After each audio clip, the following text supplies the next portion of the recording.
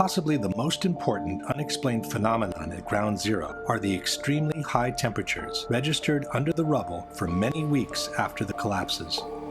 On September 16, NASA shot these thermographic images of Ground Zero, indicating unusually high temperatures at the base of the 3 collapsed buildings. Despite the heavy rains of September 14th, the hotspots registered peak temperatures of more than 1,300 degrees under the rubble. 10 days later, the fires kept burning. What's to explain, Governor, the smoke that still comes out of the fire? There's still fire down below. There is such an incredibly deep pile of rubble, and the tower goes down 5-6 stories underground. But we had ABC crews come back just in the last few minutes and telling us there are still flames coming out of the base of the trade towers. For the rescue workers, this became an additional burden on their already gruesome task. Out still on the rubble, it's still, I believe, 1,100 degrees. The guy's boots just melt within a few hours. On October 8th, the hotspots under the 3 collapsed buildings remained clearly visible. 6 weeks later, as the excavations progressed, the situation seemed only to get worse. Oh, it's unbelievable. And this is 6 weeks later, almost 6 weeks later. And as we get closer to the center of this, it gets hotter and hotter. It's probably 1,500 degrees. We've had some small windows into what we thought was a core at some point, and it looked like an oven. You know, it was just roaring inside. And it's just a bright reddish-orange color. The consequences of such extreme temperatures were quite visible on the steel that was being extracted from the rubble. Where the grapplers were pulling stuff out, big sections of iron that were literally on fire on the other end. They would hit the air and burst into flames, which was pretty spooky to see. You would create an air pocket by moving steel, fueling the fires underground. But, you know, these underground fires were just like the fires of hell. If you could make a video of what you perceive hell to look like, from fire shooting up at times, that's what would happen. You would be in the middle of what would look like steel, and then fire just would pop up. Firemen were coming out and ironworkers with their boots literally melted, and then the hose would come over and they would try to put that part out. I got there. Charlie Vichers was a supervisor of removal operations at Ground Zero. From PBS's America Rebuilds page, we read, Vichers' crew picked up 40 to 60-foot-long pieces of steel impaled in the pile, where the bottom 20 feet would be glowing red-hot. Vichers said, trucks loaded with steel would pass by, and you could feel the back of your neck burning standing 20 feet away. In an article called A Dangerous Worksite, the U.S. Department of Labor wrote, underground fires burned at temperatures of 2,000 degrees Fahrenheit. This was confirmed by Mayor Giuliani. There were fires of 2,000 degrees Fahrenheit below the ground. The Journal of the American Society of Safety Engineers wrote, thermal measurements taken by helicopter each day showed underground temperatures ranging from 400 to more than 2,800 degrees Fahrenheit. 8 weeks later, and the fires still had not subsided. You see how this debris is still smoking? That's from the fires that are still burning. 8 weeks later, we still got fires burning. So, I mean, these things are burning. At one point, I think they were about 2,800 degrees. 11 weeks later, and the fires kept burning. As recently as the end of November, it was still 1,100 degrees down underneath the rubble. As November turned into December, ice was noticed in the mornings above the ground, but the debris underneath was still smoldering. The weird thing was it was very cold when we were up there. I believe it was in the middle of the winter, but the ground wasn't frozen. The ground kind of like bubbled underneath your feet, which was kind of strange to me. It took until December 19, more than 3 months after the collapses, for the last underground fire to be extinguished. The debunkers have suggested different possibilities for this unexplained phenomenon. Ad esempio, può essere il fatto che all'interno sotto c'erano i piani interrati, all'interno c'è un parcheggio con le automobili. Nei piani interrati ci sono i generatori delle torri gemelle. Quindi ci sono molti materiali combustibili. Neither of these, however, seems to be a valid answer. In regards to the gasoline, the American Society of Safety Engineers wrote, 3 underground floors had been used as a parking garage with a total capacity of 2,000 cars. The cars were eventually located and removed. Some had exploded and were completely burned out, while others were in pristine drivable condition. The gasoline in a car either explodes or it remains inside the tank. It does not leak out and go looking for fires to be fueled. In regards to the generator tank, the Society of Safety Engineers wrote 72,000 gallons of diesel fuel were stored in a tank on basement level 7. The tank was eventually located and inspected. Although slightly damaged, no leaks were found. The fuel was removed. Another proof of extremely high temperatures reached during the collapses are the twisted and mangled steel beams found at Ground Zero. Architects, engineers, people who work with steel, welders have just never seen the level of destruction and the level of deformation of this material in our lives. You saw steel, some of the thickest steel I've ever seen, bent like a pretzel. This 8-ton steel I-beam is 6 inches thick. It was selected to be preserved for future generations for the near-perfect horseshoe-like bend formed during the collapse. I found it hard to believe that it actually bent because of the size of it and how there's no cracks in the iron. It bent without almost a single crack in it.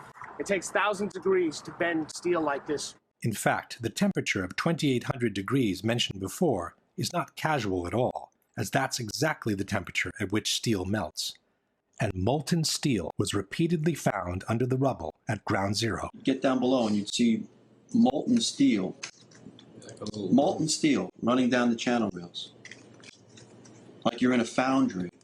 Yeah, like lava. Like lava from a volcano. The fires got very intense down there and actually melted beams where it was molten steel that was being dug out. Just like they did for the explosions, the debunkers simply doubt the testimonies on molten steel as a whole. NIST has also denied any knowledge of molten steel at Ground Zero. I'm curious about the pool of molten steel that was found in the bottom of the tower. I know of absolutely nobody, no eyewitness who said so, nobody who's produced it. I was on the site, I was on the steel yards, so I don't know that that's so. It is true, Mr. Gross did visit the steel yards where the remnants of the towers had been collected. But he must have been in a big hurry, as he didn't even notice the high degree of deformation of massive steel beams sitting only a few feet away. In any case, there are several highly credible witnesses who have reported the presence of molten steel at Ground Zero. Rich Garlock, a structural engineer working at Ground Zero, said, "Going below, it was smoky and really hot. Here, World Trade Center 6 is over my head. The debris past the columns was red hot, molten, running." A supervisor from the National Environmental Health Association, Ron Berger, stated, "Feeling the heat, seeing the molten steel, the layers upon layers of ash, like lava, it reminded me of Mount St. Helens." William Langewiesche is the author of American Ground, a book containing detailed descriptions of the conditions at Ground Zero. One passage mentions streams of molten metal that leaked from the hot cores and flowed down broken walls inside the foundation hole. Greg Fushek, who provided the rescue workers with global positioning equipment, stated, "Sometimes when a worker would pull a steel beam from the wreckage, the end of the beam would be dripping molten steel." Peter Tully of Tully Construction said that he saw pools of literally molten steel at the World Trade Center. Marc Loiseau, president of Control Demolitions Inc., was told by contractors at Ground Zero about hot spots of molten steel in the basements at the bottoms of the elevator shafts of the main towers. Dr. Abalassan Astane, a professor of civil engineering at Berkeley University, examined the remains of the Twin Towers. He said, "I saw melting of girders at World Trade Center. If you remember the Salvador Dali paintings with the clocks that are kind of melted, it's kind of like that. That could only happen if you get steel yellow hot or white hot, perhaps around 2,000 degrees. Possibly the most authoritative account of all comes from Leslie Robertson, the engineer who had built the Twin Towers. We're down at the B1 level, and one of the firefighters said, "I think you'd be interested in this," and they pulled off a big block of concrete, and there was like a little river of steel flowing. Again, ignoring all these testimonies does not mean to have debunked the presence of molten steel below the rubble. It just means turning a blind eye to what the actual situation at Ground Zero was after the collapse of the Twin Towers. And there's more. Concrete normally doesn't melt in regular fires. In fact, one of the reasons it's used in civil construction is its resilience to high temperatures. Yet molten concrete was found at Ground Zero. Preserved at the New York Police Museum, this artifact caption reads, "During recovery efforts, several handguns were found at Ground Zero, including these 2 cylindrical gun casing remains and a revolver embedded in concrete. Fire temperatures were so intense that concrete melted like lava around anything in its path. Some debunkers have argued that this cannot be molten concrete, as the higher melting point of concrete would have also melted the steel from the gun. But the molten concrete could have already been cooling off by the time it encountered the guns, in which case it would not have melted them instantly. Here, for example, is flowing lava from a volcano, which is in the process of cooling off after having reached the melting point. As one can see, the lava surrounds the base of the trees without necessarily incinerating them at once. In a hangar near Kennedy Airport sits another artifact attesting to the extreme temperatures reached during the collapses. This formation is really 4 separate stories of the World Trade Center, compressed, compacted, incinerated, exposed to temperatures as hot as the inner Earth. I never knew this existed. Another of these artifacts, nicknamed the meteorite, contains both molten steel and molten concrete. One of the more unusual artifacts to emerge from the rubble is this rock-like object that has come to be known as the meteorite.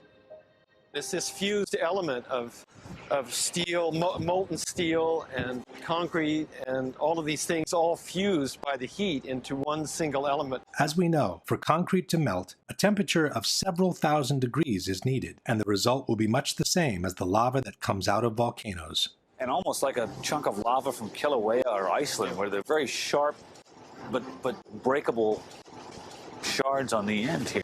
Question. Given that most of the jet fuel was burned after the impacts, given that only office fires were burning at the time of the collapses, and given that no major source of combustibles seems to have been available underground, can you offer a comprehensive explanation for the temperatures up to 2,800 degrees reported at Ground Zero, for the long-lasting fires underground, for the incandescent beams repeatedly extracted from the rubble, for the massive steel beams bent like a pretzel, for the molten steel and the molten concrete observed and found at Ground Zero as caused by the office fires and the gravitational collapses only? The last set of evidence against a gravitational collapse is the almost complete pulverization of all the contents of the Twin Towers, beginning with the concrete floors. Had a simple gravitational collapse occurred, one would expect to find 110 floors pretty much stacked up on each other, like it happens in regular collapses. In the case of the Twin Towers instead, practically all the concrete from the 110 floors of both buildings was literally pulverized. What happened to the concrete? The concrete was pulverized, and I was down here Tuesday, and it was like you were on a foreign planet. All of Lower Manhattan, not just this site, from river to river, there was dust, powder, 2-3 inches thick. The concrete was just pulverized. What do you think this is? I have no idea. What your guess is? Pulverized cement? The concrete. The concrete wasn't the only part of the buildings that was pulverized during the collapses. We're talking here about 43,600 windows, 600,000 square feet of glass, 200,000 tons of structural steel, 5 million square feet of gypsum, 6 acres of marble, and 425,000 cubic yards of concrete, turned in good part into a cloud. And then there were the contents of 110 floors of office space from each tower.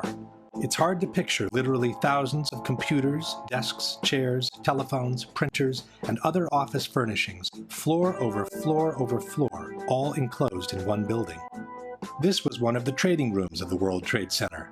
Had the floors simply collapsed on each other, all these things would have later emerged from the rubble, definitely crushed and torn, but still recognizable. Almost none of that was found. There wasn't much that you could say, you could describe. Everything was dust and metal. There was no typewriters, there was no chairs, there was no nothing. Everything had been crushed. Everything was pulverized. There was, there were no desks, there were no phones, there were, maybe now and then you find a fragment of something, but basically everything was just pulverized. There wasn't a computer screen, a laptop, there's no office. I mean, it was, two 110-story buildings of office equipment. You don't find a chair. You don't find a telephone, a computer. The biggest piece of a telephone I found was half of the keypad, and it was about this big. It was devastation. There wasn't one thing that resembled an office building, and this was the biggest office building in the world. I haven't seen a door, I haven't seen a phone, I haven't seen a computer, I haven't seen a doorknob. I think that stands out. Another thing that stands out is the complete absence of filing cabinets from the rubble. With 2 towers filled with offices from top to bottom, there should have been thousands of them, of every shape, size, and color. Only one was found, and it was definitely not in good condition. Perhaps the most astonishing object Shate found is something there should have been thousands of. This one probably only survived because it was in the basement. I'd pretty much given up trying to find some sort of intact file cabinet. But while I was at the compound for the Port Authority Police, this ball of metal about the size of a basketball was delivered to them. You can see what remains of the file folders. The concrete floors, the furniture, the computers, and the file cabinets weren't the only things missing after the collapses. The Twin Towers were also filled with people. Inexplicably, though, almost half of the victims' bodies seem to have disappeared into thin air. When a building collapses, the victims tend to remain trapped between the pancaking floors. They may be crushed and mangled, but in most cases they remain in one piece. In fact, on the morning of September 11, local hospitals prepared to receive hundreds of victims they expected to be extracted from the rubble. Practically no one arrived. According to the chief medical examiner, 2,749 victims died in the Twin Towers, but fewer than 300 whole bodies were recovered. Nearly 20,000 pieces of bodies were found in the ruins, more than 6,000 small enough to fit in 5-inch test tubes. 200 different pieces were matched to a single person. 1,630 victims were eventually identified, 800 of which by DNA alone. This means that for 800 victims, there were no body parts large enough to be recognizable. The remaining 1,119 victims were never identified. This means that for more than 40% of the victims, not even a fragment large enough to recover DNA was found. For Joyce and Russell Mercer, there's no trace of the son they lost on 9/11, firefighter Scott Kopitko. You can't go to a cemetery, can't put flowers down. Personally, I lost a cousin in the building and never found his remains. He was on the 100th floor of Tower 1, and they never found his anything or any remnants. Patricia Riley recovered her sister Lorraine's handbag, but nothing of her body. Lorraine has a tombstone at the cemetery, but she isn't there. 1,100 victims completely unaccounted for. In other words, no pieces large enough to gain any DNA from, vaporized.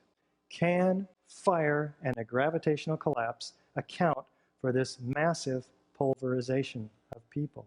This map by the New York Fire Department shows the locations around the towers where human remains were found. Yellow circles are body parts from civilians. Red triangles are from firefighters. The very distance at which some of the body parts were found remains inexplicable with a simple gravitational collapse. In fact, fragments of human remains continued to emerge from Ground Zero for many years after the attacks. Human remains were found at the World Trade Center site on Wednesday.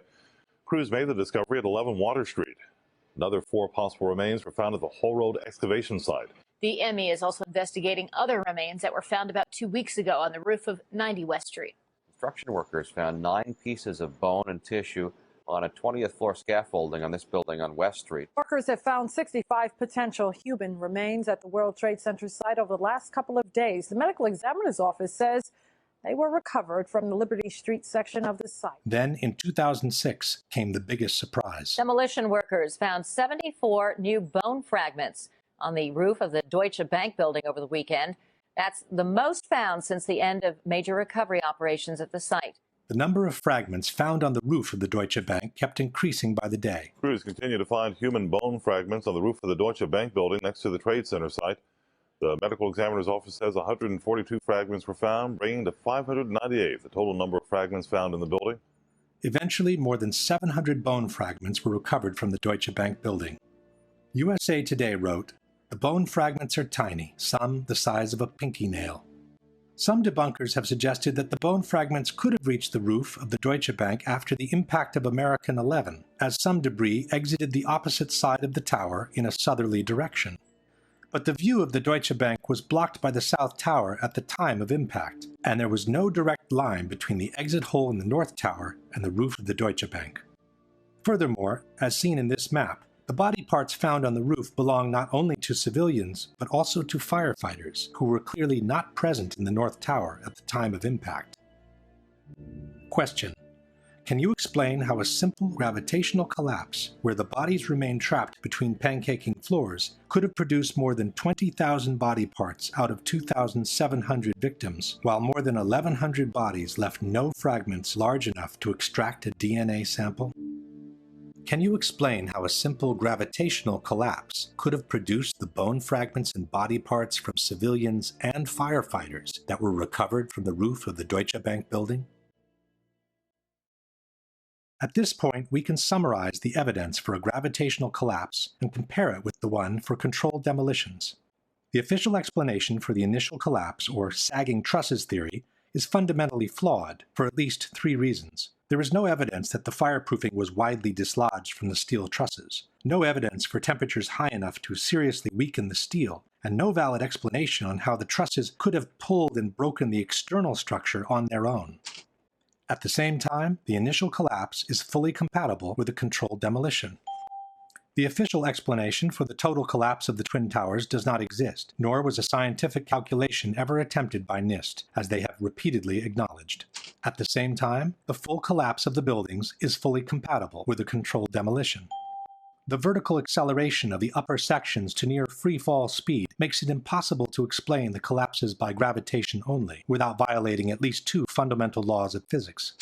At the same time, the near free-fall acceleration achieved by the collapsing towers is fully compatible with a controlled demolition. The amount of witnesses who reported powerful explosions and the ensuing devastation in the Twin Towers is overwhelming. Such explosions cannot be explained by jet fuel alone, while they are fully compatible with a controlled demolition. The squibs observed 30 and 40 floors below the level of collapse cannot be explained by the air pressure in a gravitational collapse. At the same time, squibs are the typical signature of controlled demolitions. Not all the diagonal cuts and V-cuts observed on the columns at ground zero can be explained by the removal operations. At the same time, these kind of cuts are another typical signature of controlled demolitions. The large area of debris around the towers, with the lateral ejection of elements weighing several tons, cannot be explained by a gravitational collapse. At the same time, these ejections are fully compatible with the use of powerful explosives. The long-lasting fires, the extreme temperatures under the rubble, the incandescent beams extracted during the cleanup, the high degree of deformation of massive steel beams, the molten steel and molten concrete observed and found at ground zero cannot be explained by jet fuel alone, nor by regular office fires. Highly effective destructive devices capable of developing extremely high temperatures must have been used as part of a controlled demolition. The almost complete pulverization of the contents of both towers, from the concrete floors to the office furnishings to the actual vaporization of victims' bodies, cannot be explained by a simple gravitational collapse.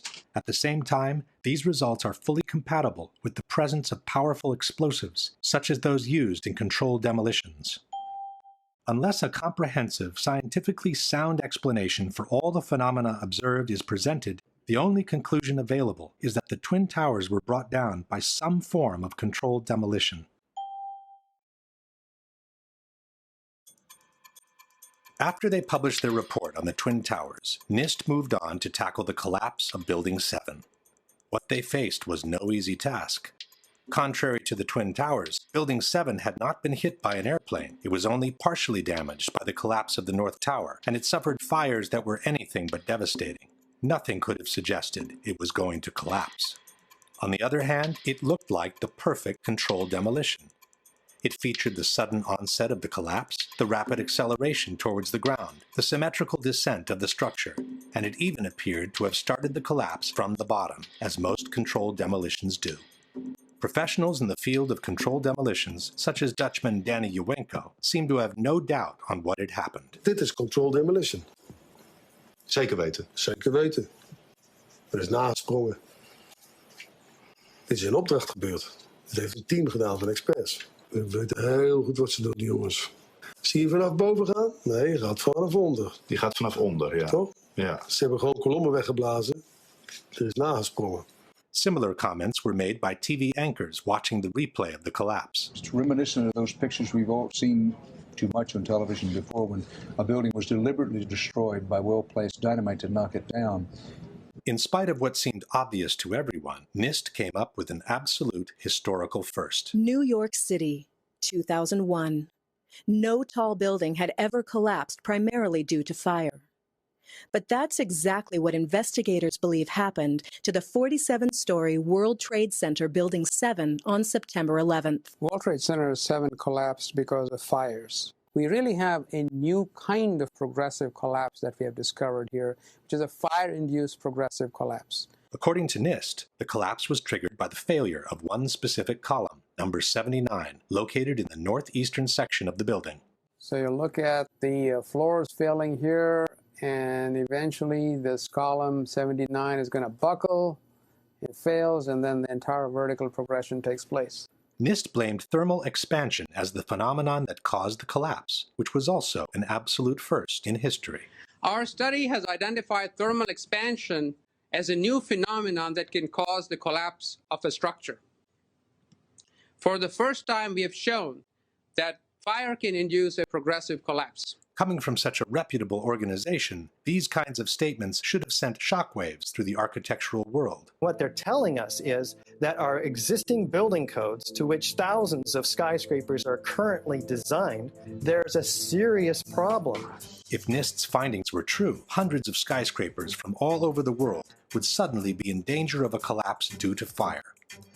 This should have called for the immediate suspension of all high-rise constructions, widespread verifications in all existing skyscrapers, and a serious revision of fire codes and safety regulations for the new ones to be built. None of that has happened. Steel skyscrapers have continued to be built just as usual. The ones that caught fire, even when fully engulfed in flames, have continued to remain standing.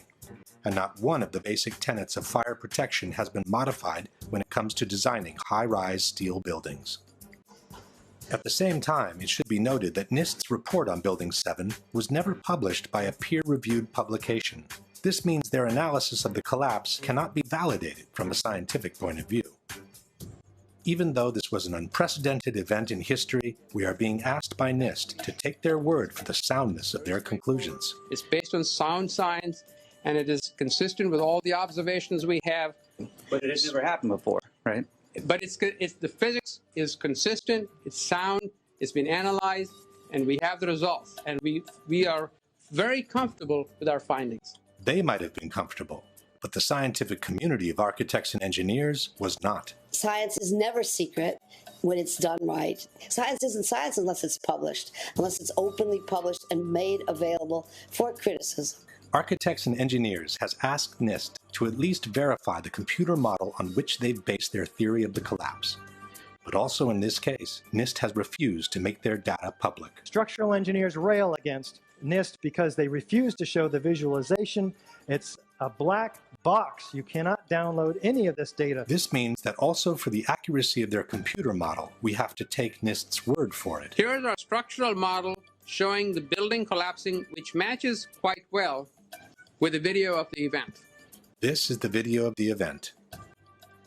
On the right is one of the two animations released by NIST on the collapse of Building 7. When you observe the footage of how the building failed, and when you look at the animation of the failure, and compare that to what you actually observe in reality, I think they disproved their own theories. It is impossible for it to fail the way they said.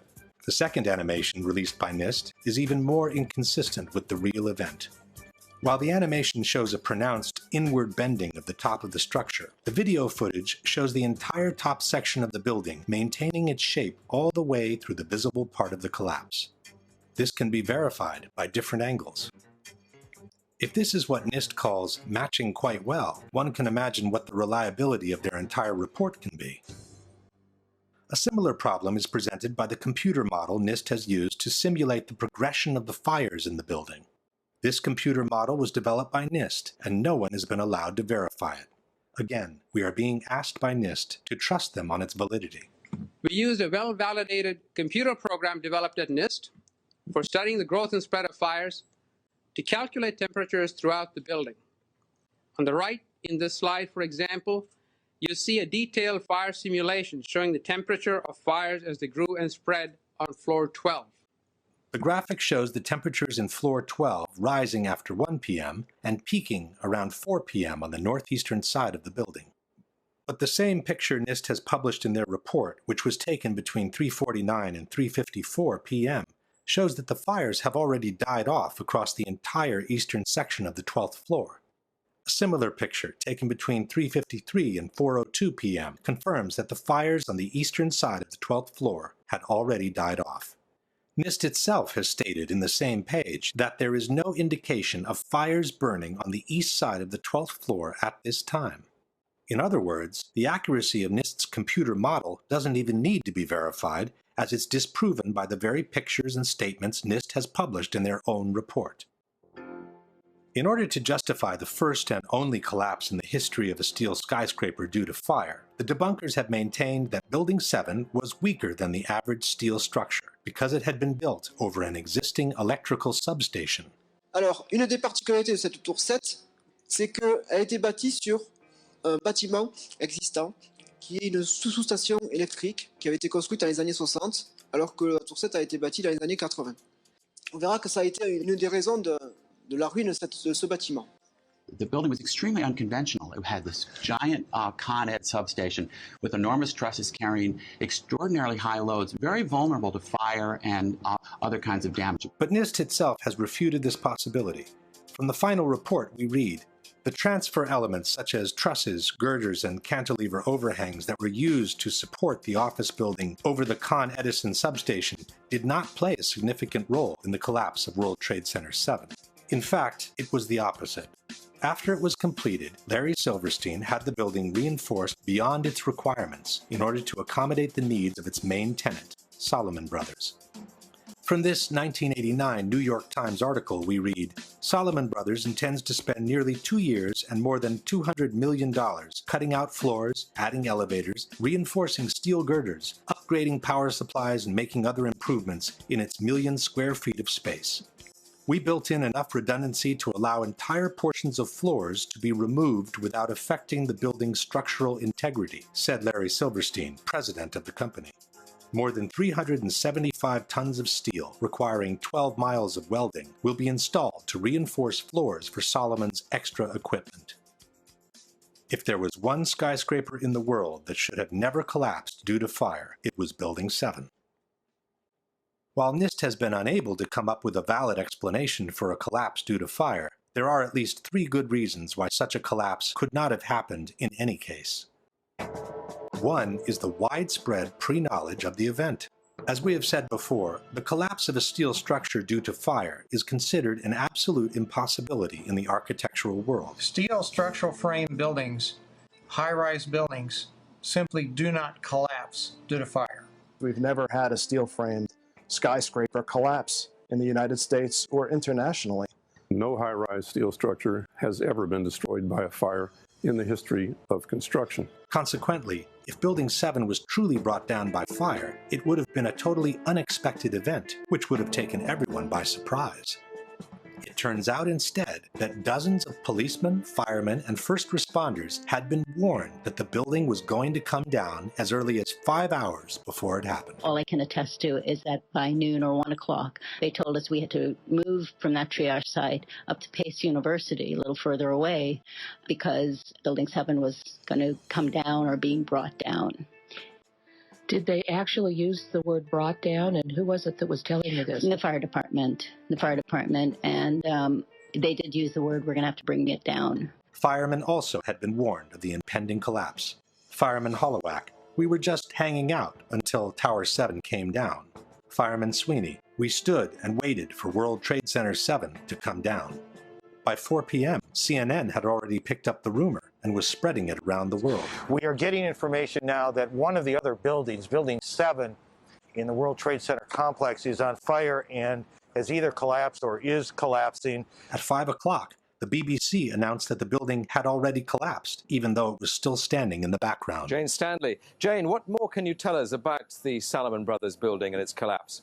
As you can see behind me... At 5 o'clock, Building 7 can clearly be seen on the right of the picture. But the BBC correspondent, who was obviously unfamiliar with the landscape, didn't recognize it. This has fueled ludicrous conspiracy theories, which accuse the mainstream media of having been informed in advance of what was going to happen on September 11. In truth, this incident only confirms that the information on the impending collapse had been circulating long enough in downtown Manhattan to have already reached the BBC even before it happened. At about the same time, when CNN recorded the explosions near Building 7, they also captured the police clearing the area and announcing the collapse.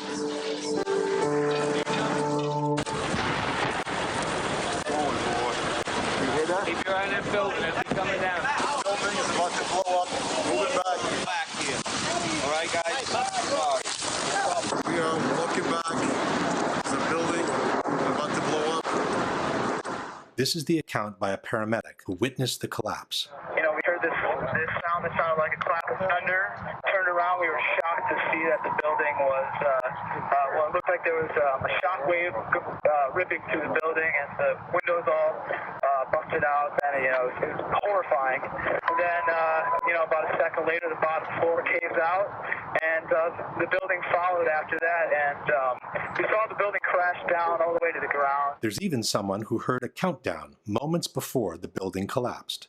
First responder Kevin McPadden was stationed near Building 7, awaiting for orders from a Red Cross representative. You know, he kept asking the Red Cross rep, what's going on, what's going on? And all the time he had his hand over the radio while he was getting a countdown. And then he's just like, at the last 3 seconds, he takes his hand off and you hear 3, 2, 1. And he had this like heartbroken face. He's just like, just run for your life. It was about a second or two after the countdown ended that you started hearing the explosions. Now, we're talking about bombs. Because, you know, you get that like, bam! You know, there's like a little explosion and then the force. And then boom, boom, boom, boom, boom, boom, boom. That was the building coming down. Question. Given that the collapse of a steel skyscraper due to fire would have been an unprecedented event, how could so many people have known about it so many hours in advance? If the police clearing the area expected a structural failure due to fire, why would they use such an expression as, "the building is about to blow up"?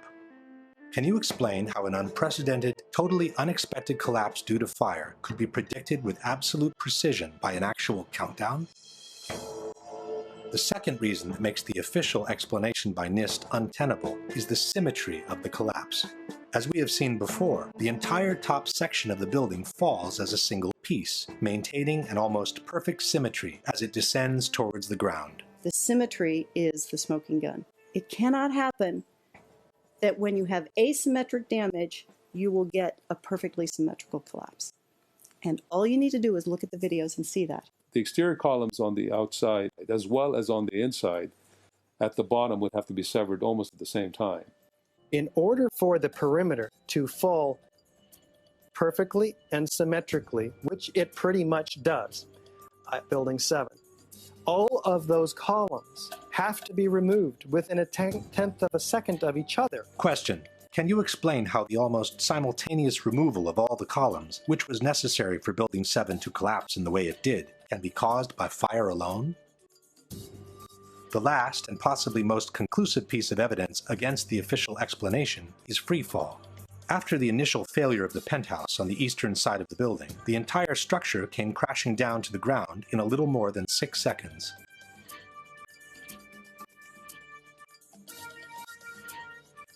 David Chandler of Architects and Engineers has measured the downwards acceleration of the building from the start of the global collapse. We can measure the acceleration of Building 7 by video analysis. The slope of the velocity graph gives the acceleration. Note that global collapse starts suddenly, and for the next 2.5 seconds, the building accelerates at the rate of 9.88 meters per second squared. In other words, the rate of collapse of World Trade Center Building 7 over the first 2.5 seconds is literally indistinguishable from free fall in a vacuum. When architects and engineers presented NIST with these calculations, they forced them to correct their preliminary report and acknowledge the free fall of the building for the first 8 stories of the collapse. From NIST's final report, we read, a more detailed analysis of the descent of the north face found 3 stages. The first was a slow descent with acceleration less than that of gravity that corresponded to the buckling of the exterior columns at the lower floors. The second stage was a free fall descent over approximately 8 stories at gravitational acceleration for approximately 2.25 seconds. 2.25 seconds is more than 1/3 of the global collapse. Once NIST had admitted the free fall for 1/3 of the collapse, the outcome of the debate was sealed. Building 7, NIST reports admits fell at the rate of gravity for the first 100 feet. Well, that's impossible unless there's nothing resisting it. NIST has always acknowledged this. Free fall time would be an object that has no structural components below it. And, as we have seen before, the almost simultaneous removal of the supporting structure can only be obtained with a controlled demolition. The building didn't disappear so the building can fall for 100 feet at free fall speed. That's impossible. That evidence alone would indicate that the official story doesn't hold water. Question. Can you explain how free fall, which requires the almost simultaneous removal of the supporting structure, can be achieved without a controlled demolition? This very question was posed to Senator John McCain by a 9/11 researcher in April 2013 during a C-SPAN broadcast. Senator McCain, the National Institute of Standards and Technology asserts that the collapse of Building 7 was caused by fire, yet they acknowledge that the first 100 feet of that collapse took place at free fall acceleration. Now, engineers will tell you that fire cannot do this, and that the only method by which it can be accomplished is the use of pre-planted explosives. Your question is what? Well, how do you explain this discrepancy of 100 feet of free fall without the use of explosives? To tell you the truth, this is an area that I am not very familiar, and if you would drop me a note and mention that we talked on C-SPAN, I'd be glad to get you a more complete answer, but It is unfortunate that Senator McCain could not answer, as he is the person who wrote the foreword to the popular mechanics book, Debunking 9/11 Myths. In the foreword, McCain stated, any explanation for 9/11 must start and end with the facts. The evidence must be gathered and analyzed. Then, only then, can conclusions be drawn. But now that the evidence has been gathered and conclusions can be drawn, he claims ignorance on the whole matter. This brings us to the last question, which is not only for the debunkers, but for anyone who cares about freedom, democracy, and an honest government. If you were aware of solid evidence disproving the official version and suggesting the involvement of some rogue elements of the government in the terrorist attacks, would it be more unpatriotic and anti-American to ask for a new investigation or to turn a blind eye to it and pretend such evidence doesn't exist? Given that the people's trust in institutions is of paramount importance for a nation's well-being, would that trust be better served by denying the evidence of a conspiracy or by bringing those suspected to accountability in a court of law? We leave the last word to the first responders, who have been dying by the dozens after having inhaled the poisonous air from Ground Zero in the total silence of the media.